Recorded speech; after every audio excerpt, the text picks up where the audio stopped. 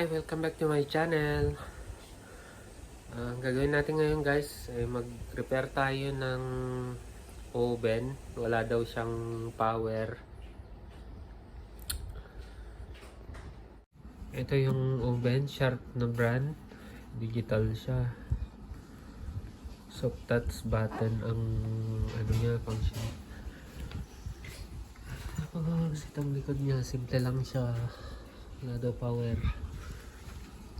Tapos itong basic tools na gagamitin natin, itong wire cutter, combination plier, test pen, screwdriver,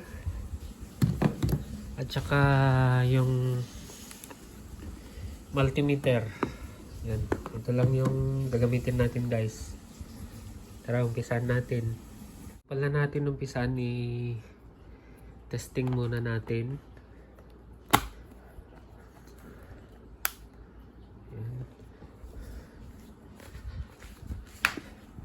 Ayan, wala nga siyang dead set. Wala siyang ilaw. Kaya umpisan na i-check na natin, buksan na.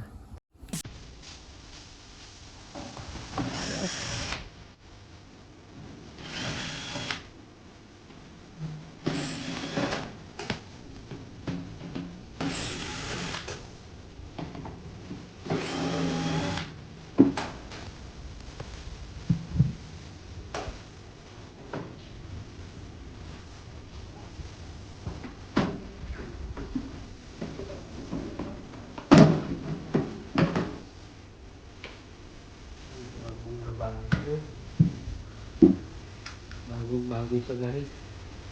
Kaso wala siyang power.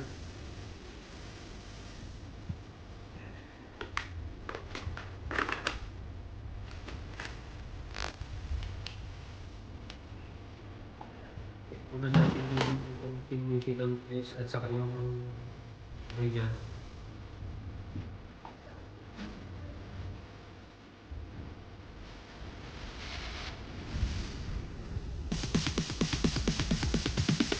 Sorry ass DJ. It's more okay.